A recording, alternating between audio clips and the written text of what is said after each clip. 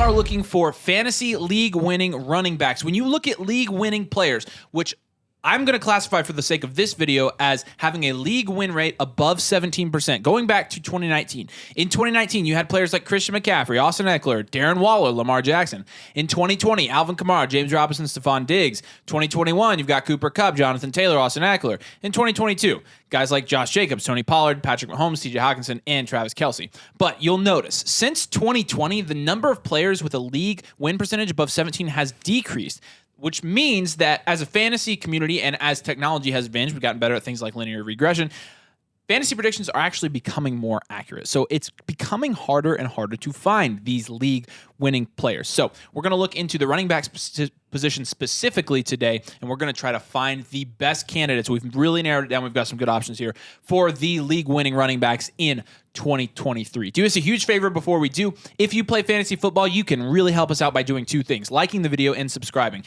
We promise to bring you the most accurate analytical data we can throughout the entire fantasy football season to help you win your leagues. So if you'll subscribe, we'll promise we'll make it pay off for you later.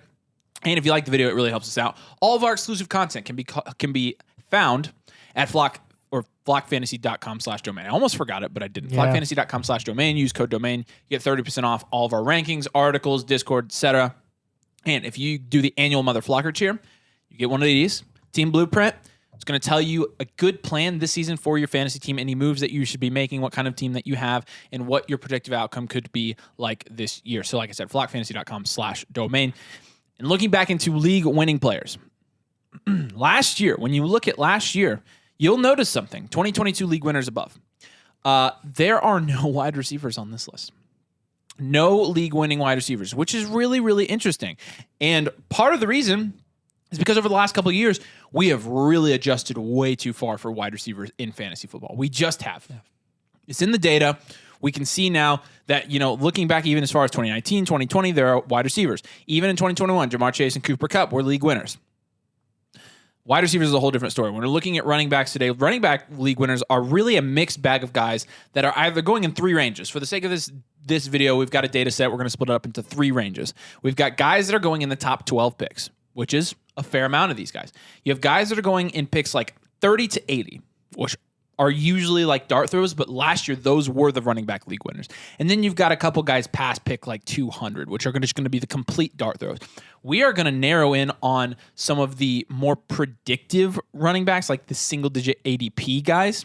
A single-digit ADP running back had a 17 or more % win rate every year until last year. It's a pretty good bet that trend's going to continue. And if it does continue, there are three backs that are going in the top 12 this year: Christian McCaffrey, Bijan Robinson, and Austin Ekeler. And look, this is definitely contrary. We weren't saying that you could potentially be drafting these guys to be league winners. It's definitely contrary to the wide receiver only strategy that a lot of people are taking in fantasy football right now. In fact, three of the three positions that are going in the first round, when you look historically, running back and tight end are the ones that have been the most consistent. And the tight end in particular that's been on there a ton is Travis Kelce, who's still going in the first round. So honestly, if you're talking about guys with a high league win percentage rate, although that's not something you should chase for every single pick, running backs and tight ends are the ones that are going to give you that and the ones that you should be shooting for. So it is contrary to the wide receiver, first round strategy. However, data from past years has shown that it could potentially pay off. In fact, the highest league winning wide receiver, like ADP was Cooper Kupp in 2021. His ADP was 53.5. That's in the fifth round. There has not been, so since 2019, there's not been a league-winning wide receiver taken above like the fifth round in the top 4 rounds. So that should tell you something. Wow. If anything, it should definitely change your first-round strategy, at least for some of your drafts. You obviously need to diversify, but it should change your strategy for some of your drafts. And you're looking again at this first cohort of running backs, the ones that are ADP 12 and above. First round league-winning running backs had a top 3 rank in a couple categories, both weighted opportunities, which gives a multiplier to things like targets and receptions, and usually also top 10 in opportunity share, which is just straight up opportunity, and also the top 2 in touchdowns. So looking at the graph above, you're noticing that they're top 3 in weighted opportunity, top 2 in touchdowns. And then also last year, there were 6 running backs in the top 12. We have way over adjusted. Although there were 6 guys going in the top 12 last year, 6 running backs, we have way over adjusted. Now there are only 3, and all 3 of these guys have a very good case for being league winners in 2023 fantasy football. We'll start with the first one, Bijan Robinson. Yeah, so Bijan Robinson, obviously going into this year as a rookie, and we're really expecting a lot from him because of his, from a fantasy perspective, the most ideal situation possible. You're going into an offense that literally runs the ball more than anyone else in the NFL. That includes the Chicago Bears with Justin Fields. Like, that's absolutely insane. Tyler Algier last year, who no one really expected much from, but because he was on the Falcons offense, he produced as like a 5th or 6th round running back. He was 15th in red zone touches last season on 36 in the league in weighted opportunities. Cordarrelle Patterson was 24th in red zone touches last year with a 37th ranking in weighted opportunities. 12 total touchdowns last year for those guys, however, which is almost like they needed a better talent in the red zone. That's pretty obvious, which is why they, maybe drafted Bijan Robinson. They need guys that are going to be more efficient, more effective in the red zone. Algier and Cordarrelle Patterson last season were not that. Bijan is a lock. He is an absolute lock, one of the best prospects in recent memory with his receiving upside, with the volume that he's going to get in Atlanta and their majorly questionable quarterback play in Desmond Ridder. How could you not be excited about him as a end of the first round pick in fantasy right now? We've seen Cordarrelle Patterson dominate in this offense. Who was Cordarrelle Patterson before this? I know he was a former first round pick for the Vikings that was a bust. Good special teams guy. He's a special teams guy, had a little success with New England from an NFL perspective. He didn't do crap in fantasy. What happened when he came to the Atlanta Falcons and Arthur Smith's offense? They utilized him as a running back, and he tore it up. Simply put, Bijan is worlds better, and he's going to get the majority of the work, without question. He'll certainly be a top 5 in targets as well. If you look at the combination of those 3 factors that point to Bijan Robinson having a higher than 17% win rate, like, how can you go wrong with this guy? He's got the receiving upside. He has definitely the weighted opportunity upside, and they drafted him to score more touchdowns than Tyler Algier and Cordarrelle Patterson. What does that mean? What does that point to? Points to him probably being a top 5 running back at least this year in fantasy, which means he's absolutely worth the shot at the end of the first round. Yeah. Austin Ekeler is on this list twice. We're going to make the case for Austin Ekeler being a league winner now. He also had a single-digit ADP league-winning season. From a schematic standpoint, look, we have to consider, like, this is each of these prospects, or each of these candidates has a drawback. Bijan's drawback is that Bijan's a rookie. He's a rookie, yeah. Okay? So with Ekeler's, we have to consider that he's not going to be in the same offense as he was last year. And last year, we obviously saw him sport a 15.6% league win rate, which isn't 17 like we set the threshold at, but I like to give a plus or minus 1.5 to get us within that range, because you do have to account for some parity and some luck as well.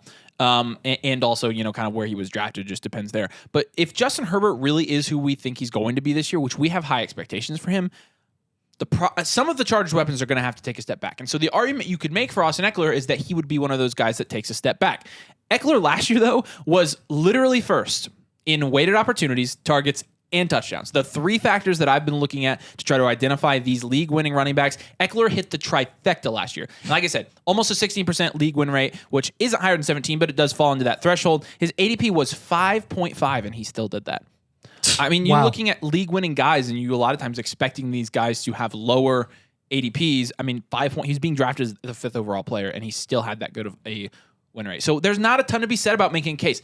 Ekeler, he's proven he can do it. He's proven he can do it on snap share wise, he's still getting that. He's still first in weighted opportunities. He's still a very, very good bet to have a high league win rate.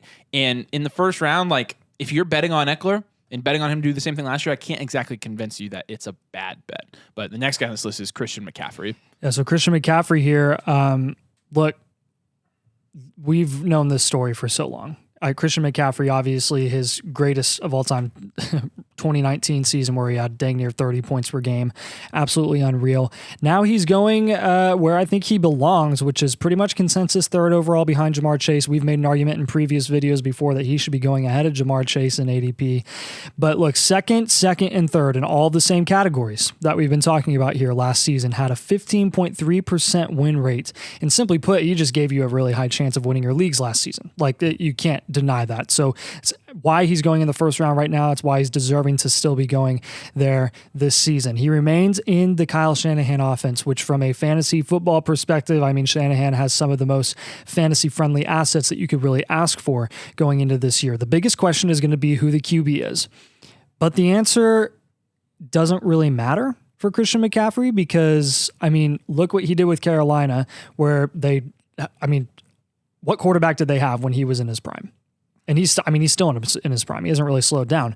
And it doesn't matter. I don't care if it's Brock Purdy. I don't care if it's Trey Lance. I don't care if it's Sam Darnold. Christian McCaffrey is going to eat in that offense because Shanahan's going to give him the ball and he's going to scheme it up so that he's going to be incredibly efficient with those touches.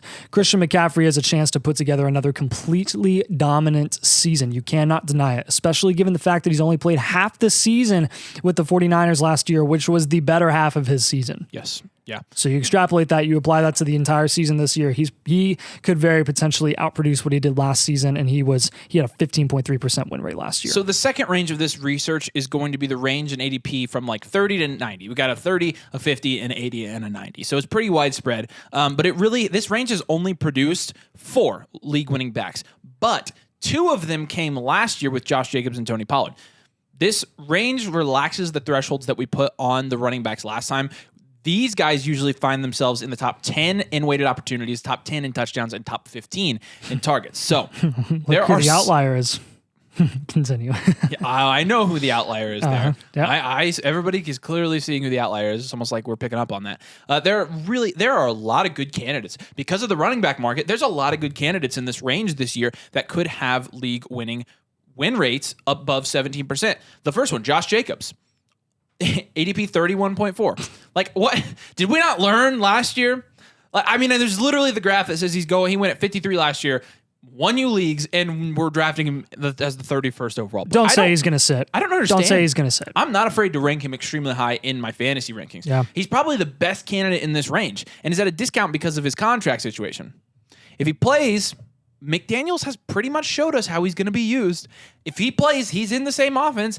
Derek Carr to Jimmy G, not going to matter. Michael Mayer, not going to make a difference. Like, we know what we're going to get with Josh Jacobs. Jahmyr Gibbs is going at pick 35. The targets are going to be a hit. Look, he's definitely going to be top 15 in targets. So the biggest question obviously the question for Josh Jacobs is going to be, will he play? Well, the answer is probably yes. The question for Jahmyr Gibbs is going to be about touchdowns and weighted opportunities because they did sign David Montgomery to a contract. Contracts do mean that they're going to be used. How much is Montgomery going to take away?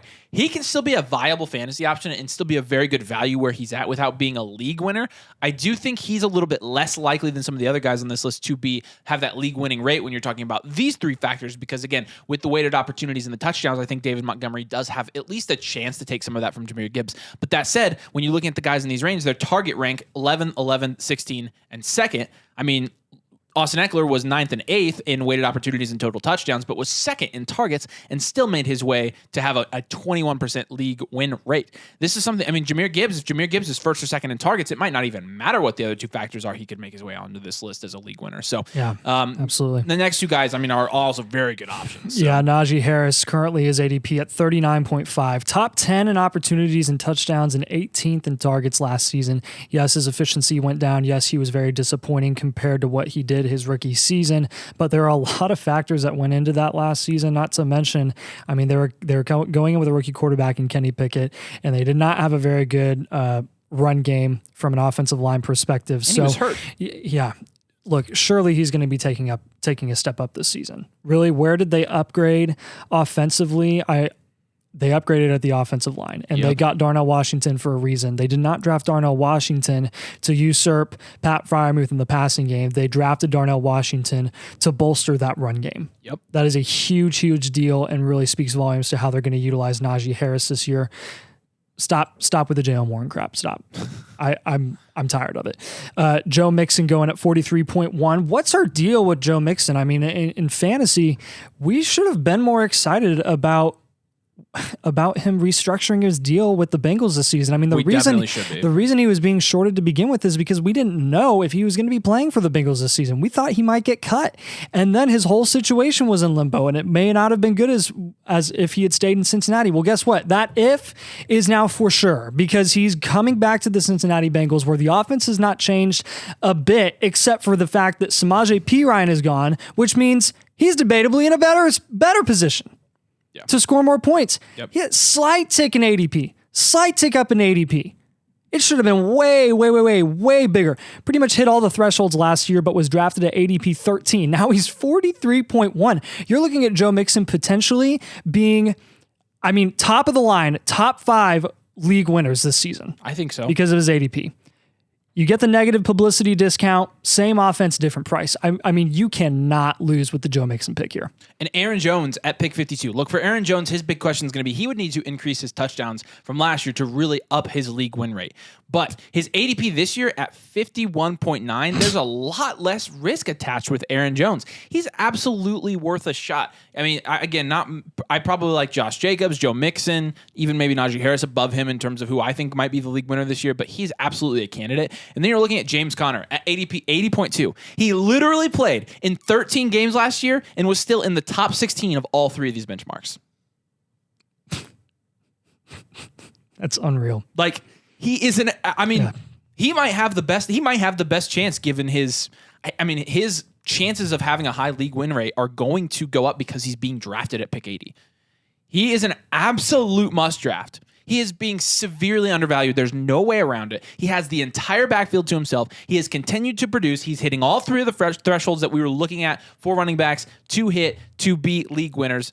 He has an extremely good chance. Extremely good chance. I have to say this. I have to interject here. I can't not say it. Got to talk about Tony Pollard here. The one guy on this graph where Tony Pollard seems to be the outlier. You see Aaron Jones, Josh Jacobs, Austin Ekeler with 7, 3, 9 in weighted opportunities, and then obviously the outlier there in target ranking as well for Tony Pollard. A lot of people are going to say, well, look, his opportunities are clearly going to go up going into this season. Why are we drafting him assuming that that's going to happen? There's almost no road for him to be a league winner at this point because he's already, Tony Pollard. He's already being projected. Also consider the fact that while over Jonathan Taylor. The range, the 30 to and 12 to 30 range, while those guys typically can sport decent league win rates, they're not league winners historically. Look Correct. Since 2019, there's not been one running back drafted in that range that has been a league winner. Yep. So it's not going to be Tony Pollard. If Tony Pollard was going from 30 to 80, then yeah, maybe. And then the last range of guys that we won't spend a whole ton of time on because all these guys came in 2020, which was just such a unicorn year. All of them had ADPs higher than 220. The dart throw range really leans heavily on opportunity and targets. So you look for potential starting backs that have receiving upside. So really there were only 1 or 2 guys being drafted that had ADPs this low. Sean Tucker is one of them. Sean Tucker does have receiving upside, and Rachaad White probably will share that backfield. So he's somebody that probably has, in this range, that has the best chance at potentially starting at some point in the season that has receiving upside. And the other one is Deneric Prince. Can he potentially take over the Isaiah Pacheco role this year or be better? But again, we're not going to spend a ton of time on this. This hasn't happened since 2020. It was an outlier. And I think Sean Tucker would be the one guy if you have to draft somebody in the 18th, 20th round of your fantasy drafts that I'd be taking a shot on. But outside of that, we're not going to try to predict the dart throws. It's pretty hard. Yeah, other guys you could think of, just try to target some of those potential committee backfield systems, what they could run the ball a lot. I'm talking about any running back in the Bears offense. They're going to probably end up getting, one of them is going to get a significant amount of volume. And then Dwayne McBride, if Madison gets hurt, if Madison isn't really all that, Dwayne McBride could get a decent amount of that volume. I'm looking at Mike Davis. The reason that he was a league winner in 2020 is because CMC went down, J.D. McKissick in 2020 because, who else did they have there? And then James Robinson being that undrafted running back that came out of nowhere. And I think they had lost Fournette at that point. So, yes. Those are just kind of things that you want to keep in the back of your head. So that's kind of the research we did. Looking into trying to identify the league-winning wide receivers this year. And again, the takeaways that we have really from this, the 3 guys going in the first round, I would say all of them have pretty decent shots at having super high win rates this year. And then there are a couple of guys in that mid to intermediate range because they've been pushed down so far that also have good shots. Guys like Josh Jacobs, Joe Mixon, and James Conner. So, all right, do us a huge favor. If you play fantasy football, make sure you're subscribed. We are trying to build our subscriber base and build our community, so it really helps us when you do that. It also helps us when you like the video. If you like our content, flockfantasy.com/domain, you get 30% off the entire site. When you use our code, you get rankings, articles, databases. You get our Discord. You get listener leagues. You also get one of these. If you do the annual Mother Flocker tier, you get a team blueprint, which will give you a good idea of the type of build that you have on your current fantasy roster, moves that you should potentially be trying to make, and then potential outcomes for this year as we try to predict what this year's fantasy season will be like. As always, thank you so much for watching, and we'll see you later.